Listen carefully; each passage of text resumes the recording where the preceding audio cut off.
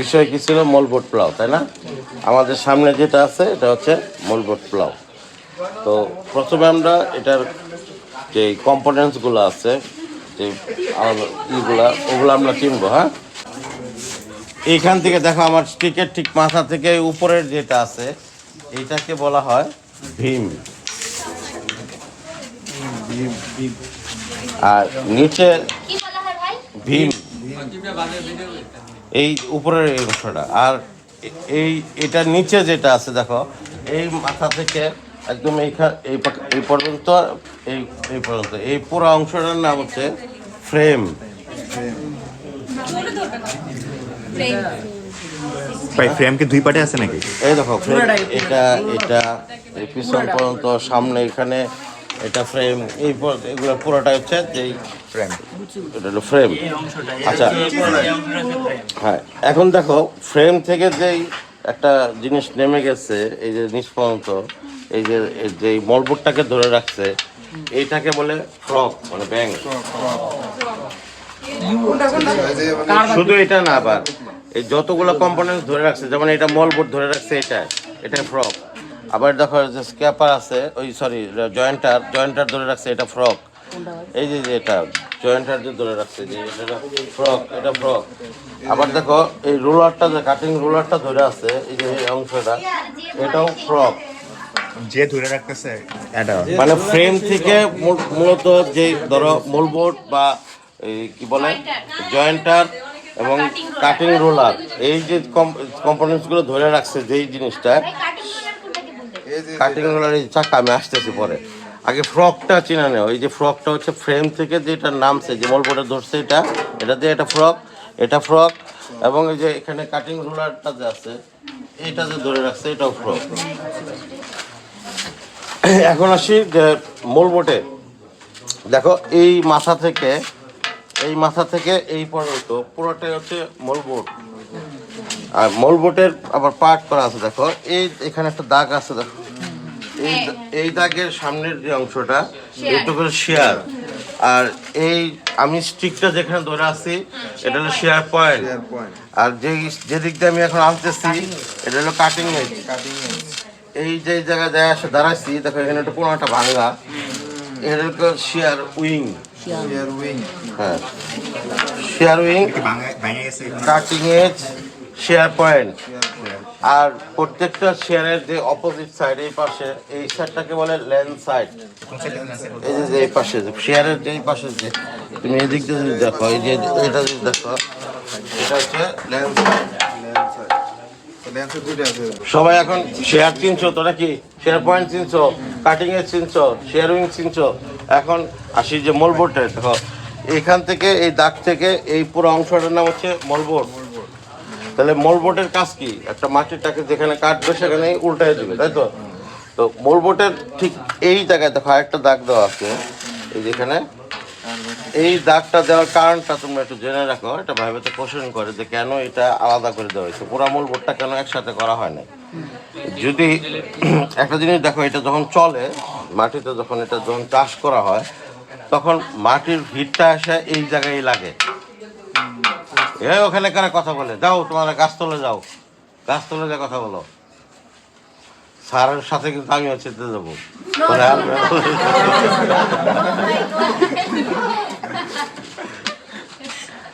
এইখানে যখন মাটিটা বারবার হিট করে, তখন এই অংশটা ক্ষয় হয়ে যায়। এখন যদি এটা পুরোটা ফিক্স থাকতো, সেই ক্ষেত্রে আমার চেঞ্জ করা লাগলে পুরোটাই করা লাগতো। সেই কারণে এই অংশটা তোমার খোলার একটা অপশন না। স্পেসিফিক কোনো নাম আমার জানা নাই, স্যাররাও আজ পর্যন্ত কোনোদিন বলে নাই। হ্যাঁ, আচ্ছা ভাই, ওই পিছনের পার্টটা জানি কি বলছিলেন? কোনটা? Land side. এই পুরো ওই দাগের ওই সাইড পিছনটা না, পুরো এই শেয়ারের এই পাশটাই হলো ল্যান্ড সাইড। শেয়ারের পিছনের পার্টটা কয়টা আছে টোটাল জায়গায়? শোনো, মূলত স্যাররা বলে যে একটা পিছনেরটাই হলো ল্যান্ড সাইড, কিন্তু এই পাশে যদি ল্যান্ড সাইড না থাকতো তাহলে তুমি স্টেবল থাকতো না বিষয়টা। যদি এই পাশটা যদি না থাকতো, তুমি একটু খেয়াল করে চোখ দিয়ে দেখো, এই অংশটা যদি না থাকতো, শুধু শেয়ার দিয়ে মাটি কাটা সম্ভব হতো না। শেয়ারটা তোমার এরকম মানে যখন চলতো তখন এরকম নড়তো। এই শেয়ার মানে ল্যান্ড সাইড থাকার কারণটা হচ্ছে এই শেয়ারটাকে স্টেবল রাখা। কিন্তু স্যাররা যখন পড়ায় তখন বলে শুধু পিছনেরটাই ল্যান্ড সাইড আছে আর বাকি দুইটাতে নাই। কিন্তু না থাকলে তোমার শেয়ারটা স্টেবল থাকবে কিভাবে? শেয়ারের তোমার ল্যান্ড সাইডের মূল কাজই হচ্ছে তোমার স্টেবল করে রাখা শেয়ারটাকে। কারণ তো সবগুলোর সাথেই আছে ল্যান্স। হ্যাঁ, প্রত্যেকটার সাথেই আছে, কিন্তু স্যাররা যখন পড়াবে তখন দেখবা যে বলবে পেছনের সাইডে আছে, শুধু পেছনেরটা, বাকিগুলো নাই। কারণ কি যে দেখো এখানে কাটা আছে, এখানে কাটা আছে, কিন্তু কাটা থাকলে কি হবে? তোমার তো এই শেয়ারটাকে স্টেবল করে সে রাখছে। আসো পরের পয়েন্টে যাই আমরা। আরেকটা কথা বলছিলাম ফার্স্টে যে হচ্ছে শুধু পিছনেরটাতেই কেন ল্যান্ড সাইড, বাকি দুটোতে কেন নাই? তিনটাতে না? এটার কোনো যৌক্তিক ব্যাখ্যা আমার কাছে আজ পর্যন্ত কোনো স্যার দিতে পারে না, সত্যি কথা যেটা স্যাররা বলে। কিন্তু তুমি যদি এই পাশে তুমি চোখ দিয়ে দেখো যে ল্যান্সার যদি শেয়ারে না থাকে, সেই ক্ষেত্রে শেয়ারটা তোমার স্টেবল থাকবে না চাষ করার সময়। শেয়ারটা দেওয়াই হয় লোকে তোমার ল্যান্সারটা দেওয়া হয় শেয়ারটাকে স্টেবল রাখা। তাহলে তোমার তিনটাই তোমার স্টেবল রাখতে হবে, কিন্তু ব্যতিক্রম আছে। পিছনেরটা একটু বড়, একটু খেয়াল করে দেখো পিছনের যে ল্যান্সারটা এটা একটু বড় আছে, এটাই তোমার ব্যতিক্রম। ঠিক আছে, এটা বড় রাখার কারণ আছে, আমি পরে আসতেছি এই বিষয়টা। আচ্ছা, এখন আসি যে প্রত্যেকটা শেয়ারের সঙ্গে একটা করে কি থাকবে? জয়েন্টার থাকবে। জয়েন্টারের কাজ হচ্ছে এরকম শেয়ারের ঠিক সামনে দিয়ে ধরো এটা শেয়ার, এই শেয়ারটা দেখতেছো, এই কালো যে জায়গাটা, এই জায়গায় কি করবে? একটা দাগ কেটে যাবে, মানে লাইন অফ মার্ক তৈরি করে দেওয়া যাবে। এটা হচ্ছে তোমার সেই জয়েন্টার। এই যেটা জয়েন্টার, এই জয়েন্টারটা এখানে সেট আপটা ভুল আছে, যে জায়গায় এখন সেট আপ করা আছে এটা ভুল জায়গায় আছে। এটা তোমার একদম শেয়ারের ঠিক সামনে চলে যাবে, এই যে জায়গা আমি যে এখানে স্টিকটা ধরে রাখছি এই জায়গায় চলে যাবে। যে সেট আপ করছে ভুল সেট আপ করছে,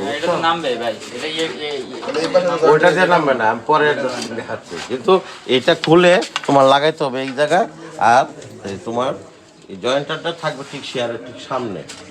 যখন খাতা আঁকবা তখন কিন্তু হ্যাঁ ওটা মিশাই থাকবে, কারণ এই মোলবোর্ডটা যখন সামনের দিকে যাবে ওই জয়েন্টার কি করবে, এরকম একটা মাটিটা হালকা করে একটু কেটে যাবে, তার পিছন দিয়ে তোমার শেয়ারটা কি করবে ভালো করে যাতে মাটিটা কাটতে পারে, এই জন্য ওইটা কি করতেছে আগে একটু হালকা কেটে দিয়ে দিচ্ছে। আচ্ছা, এবার প্রত্যেকটা শেয়ারের সঙ্গে কিন্তু একটা করে জয়েন্টার থাকে। এখানে দেখো তিনটা শেয়ার আছে, তিনটা শেয়ারই তোমার একটা করে জয়েন্টার আছে, তাই না? আচ্ছা, এখন দেখো যে তোমার শেয়ারের প্রত্যেকটা শেয়ারের ঠিক একটু পাশেই এটা কি বলে, এই চাকাটাতে রোলিং কোল্টার। দেখি রোলিং কোল্টারের কাজ কি? এই যেটা শোনো, এটার কাজ আমি তোমাদের বলি, এটার কাজ হচ্ছে দুইটা।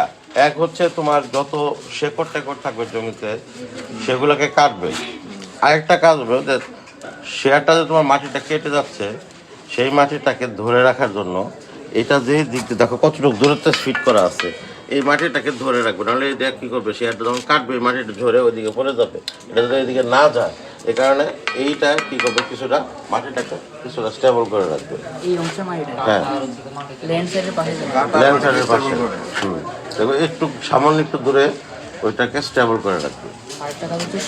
একটা হলো তোমার শেকড় বেকড় যা আছে সব কাটবে, কারণ যদি না কাটে তাহলে সমস্যা কী হবে শোনো, যে তুমি যখন ট্রাক্টর দিয়ে চালাবা যখন চলতে থাকবে জমিতে অসংখ্য পরিমাণ ভেজিটেবল থাকতে পারে না, ওগুলা কি করবে আসে এসে এই জায়গায় এসে বাইরে যাবে, যখন একসঙ্গে অনেকগুলো হয়ে যাবে তখন এটা আটকায় দেবে, তখন তোমার ট্রাক্টর থেমে যাবে। ট্রাক্টর যাতে থেমে না যায়, দেখো আমি স্টিকটা যদি এদিকে আনি শেয়ারের আগে কি করবে এটা কেটে যাবে, তখন আর এটা তোমার বাধাপ্রাপ্ত হবে না এই শেকড়গুলা। এইখানে চারটা ঝুলে এইটা কি কোনটা? এটা এইটাই তো জয়েন্টার, এই জয়েন্টারটা সেট আপের ভুল আছে, এটা থাকবে ঠিক এখানে। হ্যাঁ, প্রত্যেকটার সাথেই আছে, সবগুলোই আছে। হ্যাঁ, জয়েন্টারের কাজ কিন্তু দুইটা আছে দেখো, একটা কাজ হলো তোমার লাইন অফ মার্ক তৈরি করবে, আরেকটা হলো এই যে তোমার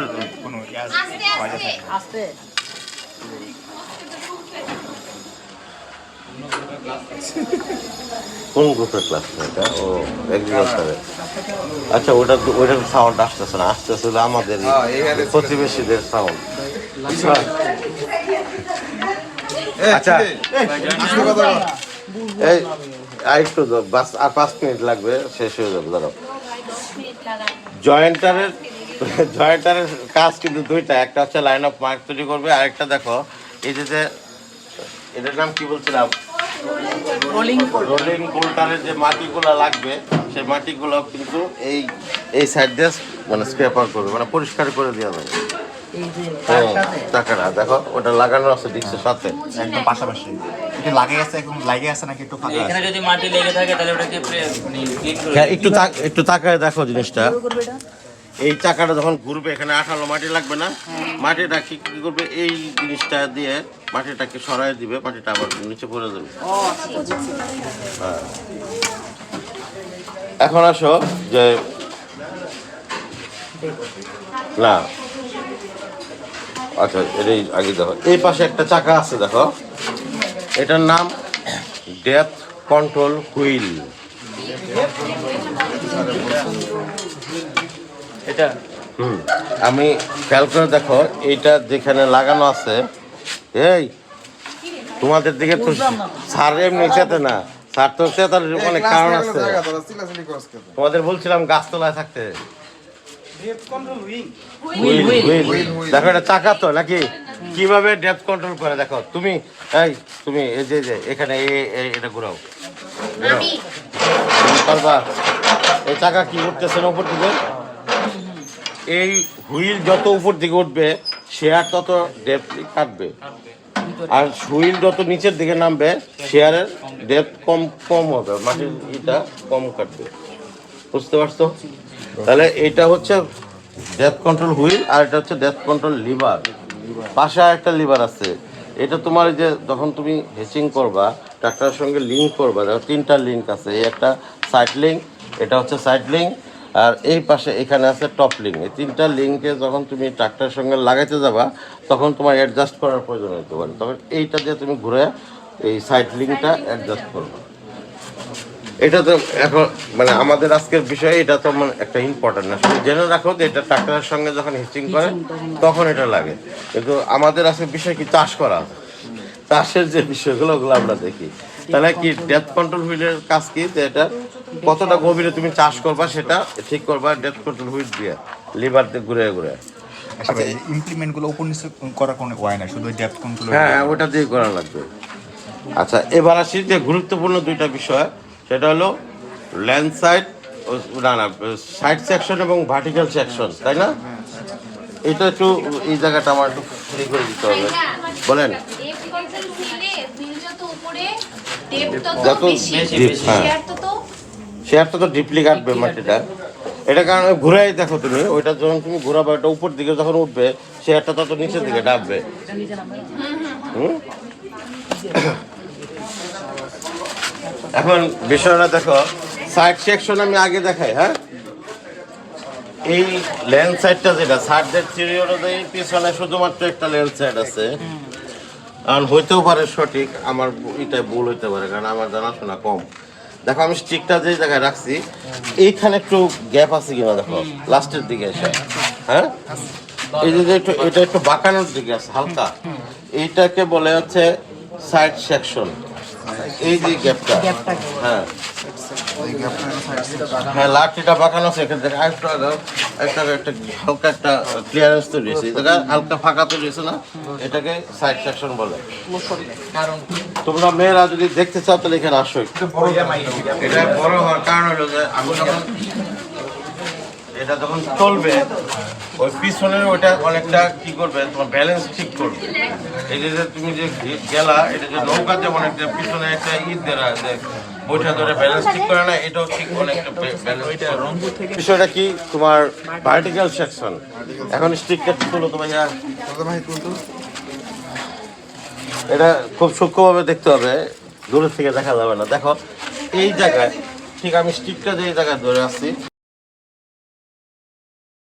এই জায়গায় হালকা একটা ক্লিয়ারেন্স আছে, খেয়াল করে দেখো।